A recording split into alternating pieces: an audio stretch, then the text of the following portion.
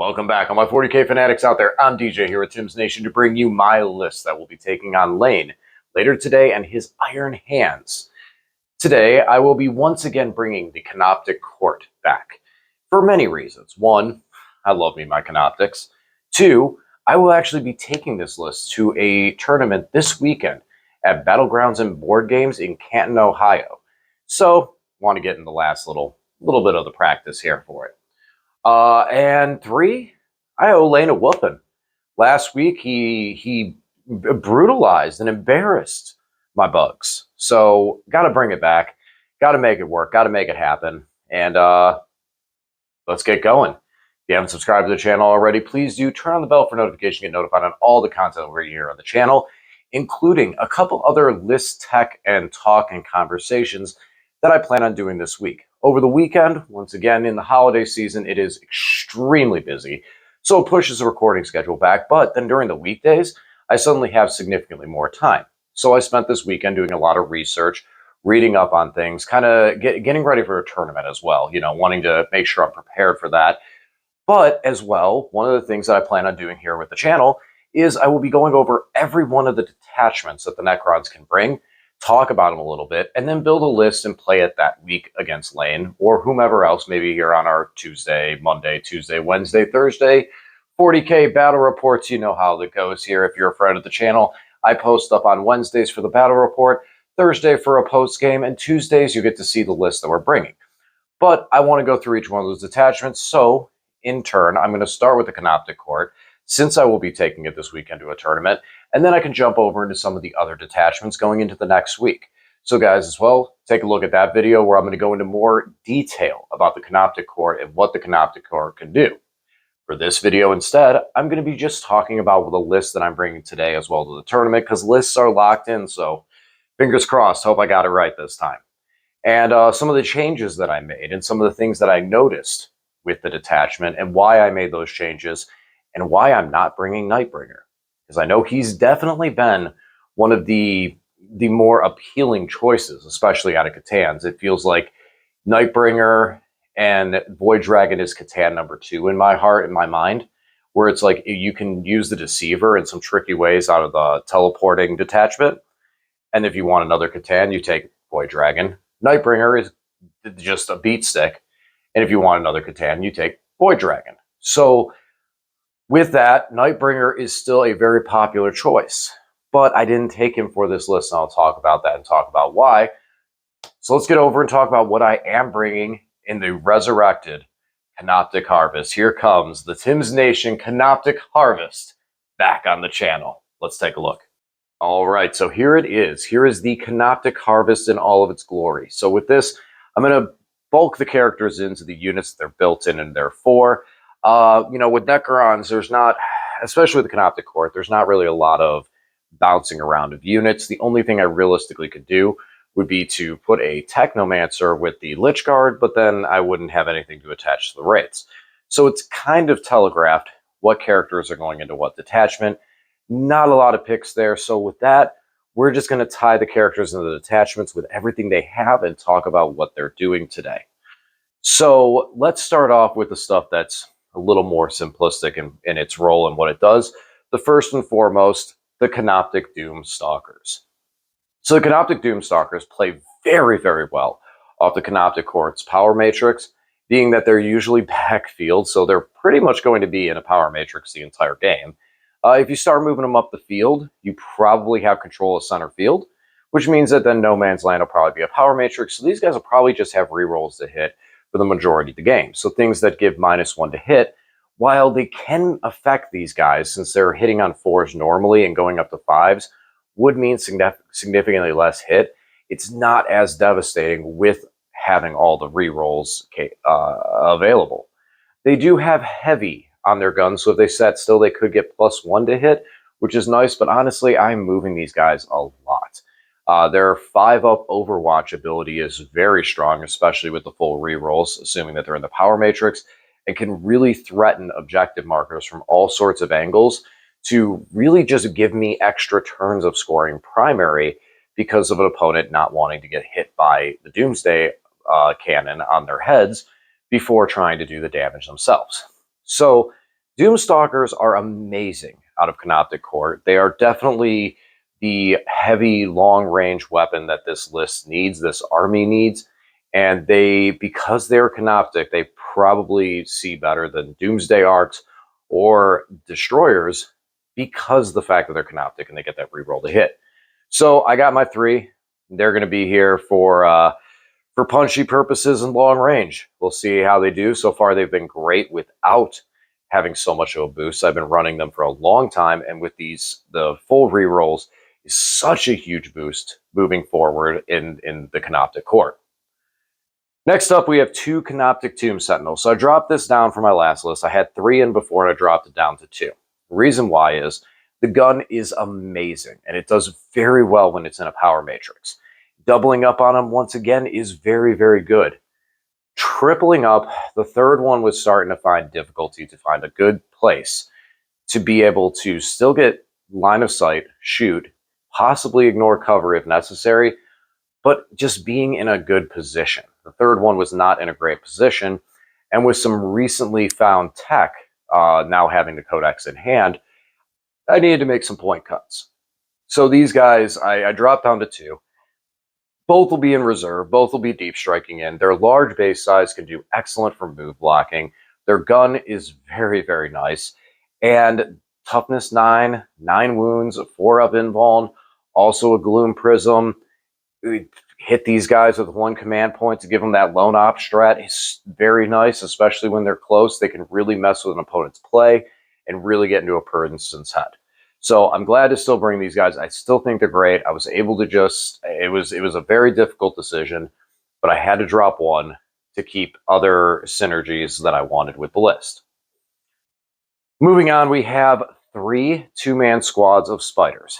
Now initially, I could have dropped a spider to do what I was trying to do here, and that was bringing in a character later on, and then have 1 spider that just hung out with the Doomstalkers to buff them.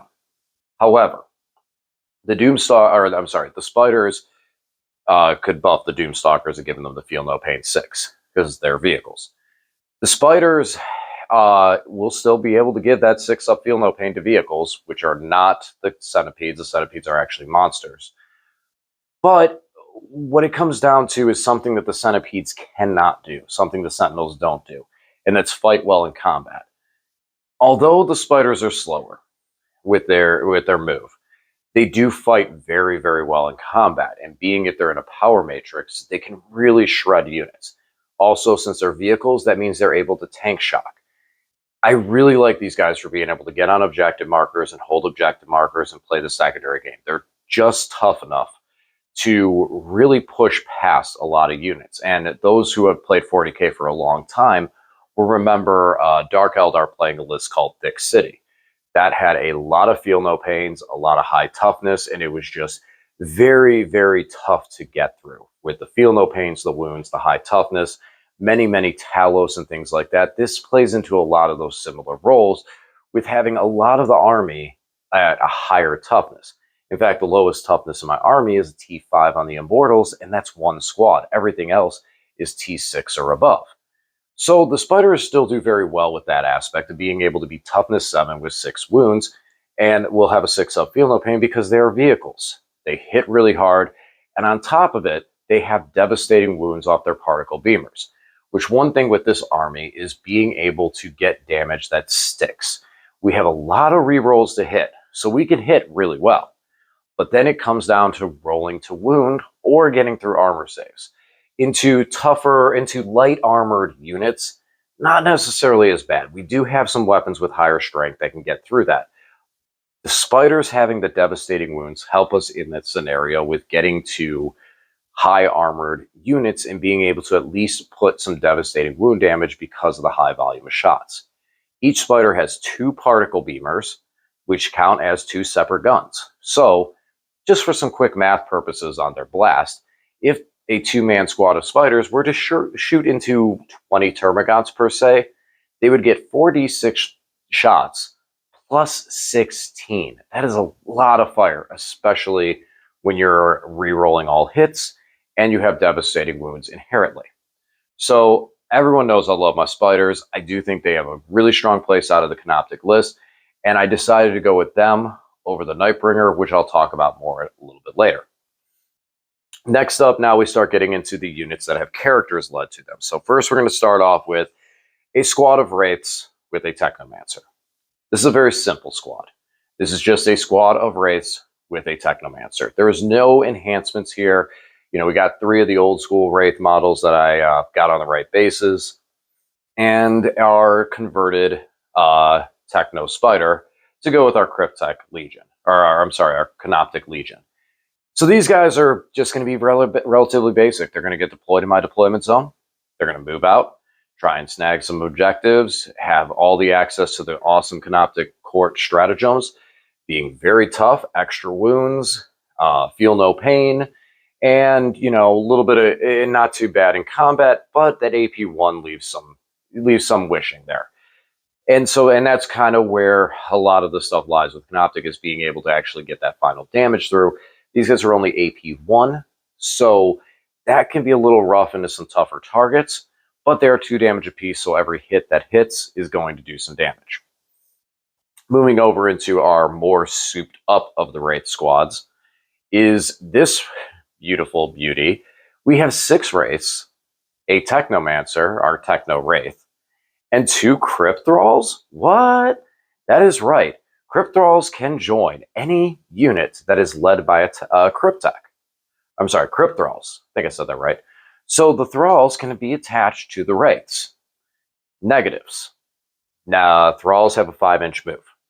So we're going to need to make sure that the Wraiths stay close enough, are able to still move up the field, and string back to drag the Thralls around. Now, I don't think that's going to be too difficult. If we are getting aggressive and trying to stick a charge, we can drag the Thralls along with us, as well as the fact that I'm literally putting these guys in here to be just extra wounds to keep the Wraiths alive. You know, if I get hit, the Thralls can go, and then that unlocks the Wraiths' moving potential.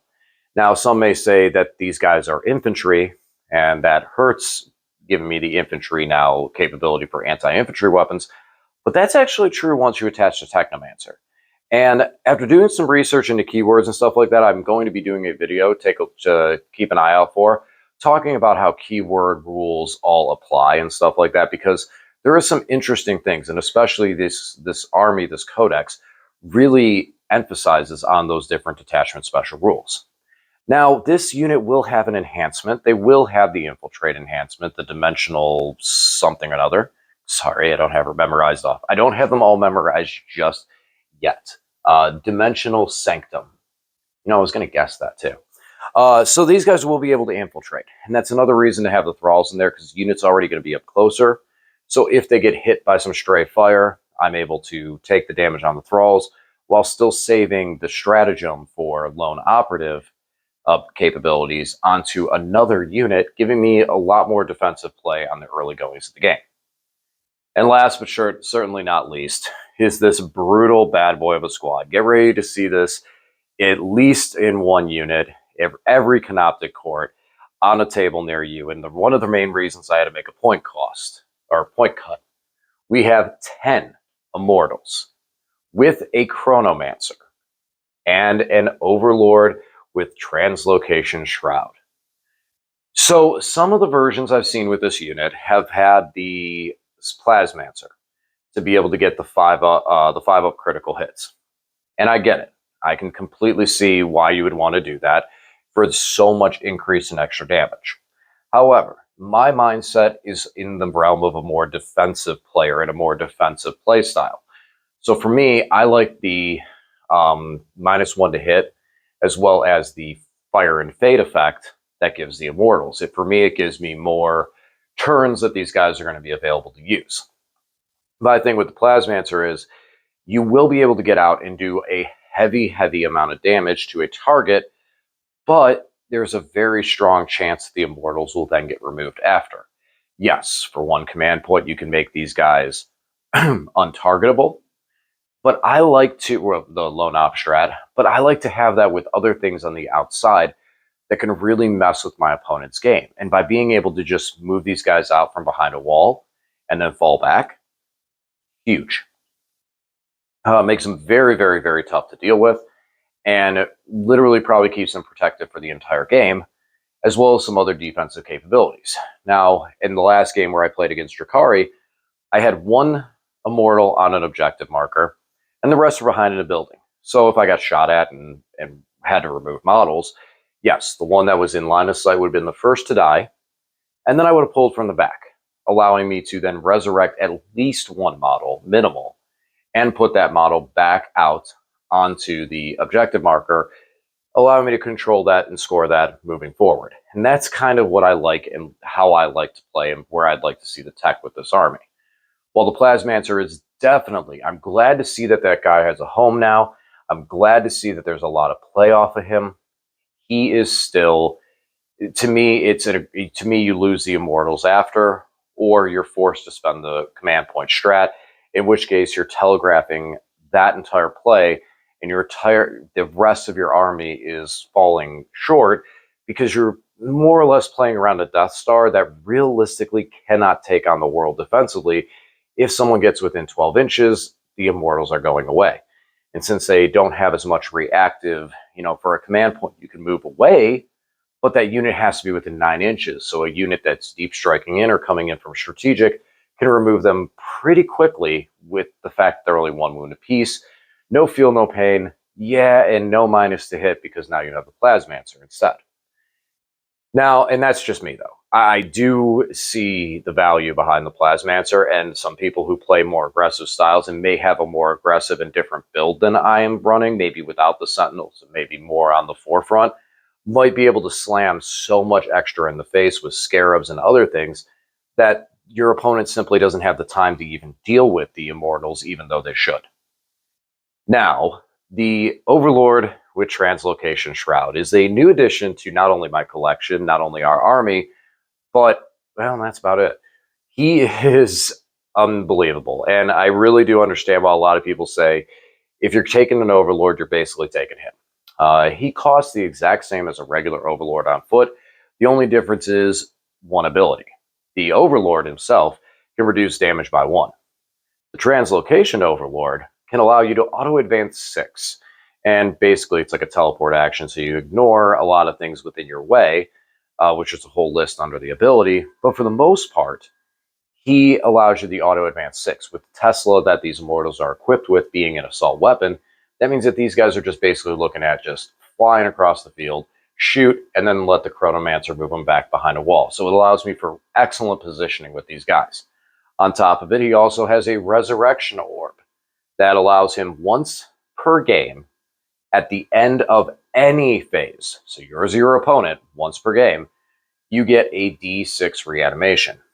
This can be very good to prevent the unit from having to test Battle Shock, so that you don't have to worry about that going into your turn. So you can score the points on primaries pretty easily, as well as the fact that the longer the Immortals are alive, the more damage they do. And if that was it, I probably would have stayed away from him. I probably wouldn't have put the Overlord in. As my previous list, he was perfectly fine. I was running without him. But wait, there's more. My Will Be Done. My Will Be Done allows you to use a battle tactic. It says any strat, but as FAQ'd and errated, it is specifically battle tactic strats. This allows you to use a battle tactic strat once per battle round to target this unit and make the command point cost 0. Well, guys, guess what is a battle tactic? The 2 CP Devastating Wound strat. So these Immortals will basically be able to go and use that Devastating Wound strat every single turn of the game that they're alive for 0 command points. This is gross. This unit is fast, flexible, and fierce. And Immortals, as they are, can reroll all hits versus a unit on an objective marker, or just reroll 1s to wound against units that aren't. Because they have a Cryptek in them, they are a Cryptek unit, so they will be also gaining the same advantages of the power matrix entirely. Alright, so that's the list. I'd spent a little more time going through the details of what I'm thinking about here, because I would like some feedback. I'm stuck with this is what I gotta run this weekend. List is locked in, that's it. So this is what I gotta run this weekend. But there might be some forethoughts on what I'm trying to do with some stuff. as well as maybe some rulings that I'm not completely looking at with some things. But in a nutshell, that is the list I will be taking. Now, the one question I know it's going to come up is, why am I not running a Catan? Why is there no Nightbringer? Why is there no Transcendent? Why are none of those guys? And there's a couple of reasons. The biggest is I want to keep a strong range presence. I like that the army, I don't have to get really aggressive and up in your face for it to run. And I can just allow units like the Wraiths and stuff like that to play off objectives, while the slower moving units like the Spiders and that can slowly trudge over to those objectives and hit later in the game to be able to finish them off. But I like having that heavier range threat. Now, the Nightbringer does have a very, very strong range weapon, but it's still kind of limited. Still kind of limited in the sense of what I'm trying to do with this army, you know, and he doesn't play off any of the Canoptic stuff, so he's not going to get the rerolls. I can't make him lone op with the strat, and he's only a 6-inch move. So, granted, yeah, 6-inch, I'm saying 6-inch move, and I'm talking about Spiders. Both have fly, but it's still that aspect of range and damage, and the Nightbringer's tough. Don't get me wrong. I mean, cutting damage in half and a 5-up feel no pain, that is a tough cookie to crack. And for most of the Catan, they're very, very tough to crack. But with most of their combat prowess is where they're functioning. I can see Wraiths tying up units and letting Nightbringer or another Catan come in there and just be able to wall up that unit right then and there on the spot. But it still doesn't give the range advantage. And there are some other armies that are doing pretty well in the meta that I want to make sure that I have that control over in the range game, like Orcs, for example. I really don't want to be getting into combat and facing down with Orcs. Some of the Marine builds as well. I know that Lane will actually be bringing this huge aggressor power plant today.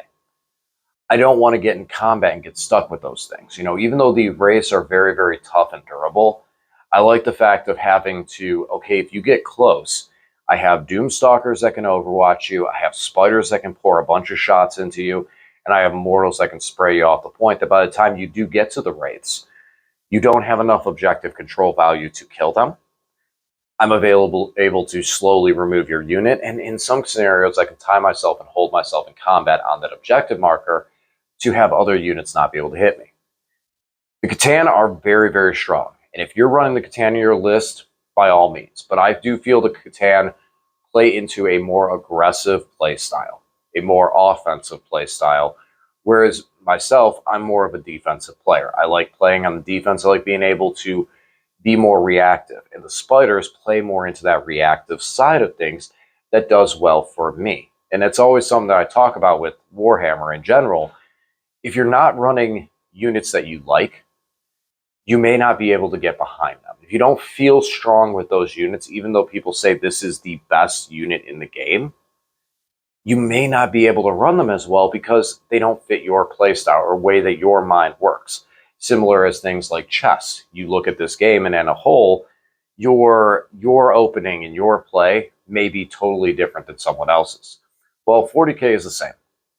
Your opening and your play style may be totally different than someone else's. And a lot of people do like that more aggressive play style. They want to bring the fight, finish the game in 3 turns, and just start scoring points out in the end. And that's fine. My Grey Knights that I play a lot competitively, it's probably been my more competitively run for 10th edition right now. It's very defensive. You know, I'm not really trying to kill anything. I'm just trying to score secondary, score points, and run up the scoreboard so fast that you can't catch up with me. With this list, not necessarily run up the scoreboard. I do have a lot of damage output in there in the shooting phase with devastating wounds, etc., and things like that. But the ideal concept is that I'm playing off of a defensive stance. With the Spiders, the Doomstalkers, even the Wraiths, and especially the Immortals, everything is more on the defensive side of things and the defensive stand. So that's what we're going to be running this weekend. Catan build, you know, if we later on down the road, I might yield and just go and put some of the Catan in there and go, okay, you know what? You guys this is the right way to do it. It's do aggressively. But before we do that, the Spiders have a chance to shine. And I really think that there is a lot to be said about them and a lot of strength behind them with their high toughness, high strength, relatively cheap cost at 150 points for 2. And just devastating wounds galore. You know, nothing is better than being able to eliminate your opponent from far where they can't even run the risk of punching you in the face, especially some units that can fight on death. Whew. Well, after all that, I think I need to grab a glass of water. Got the heat running.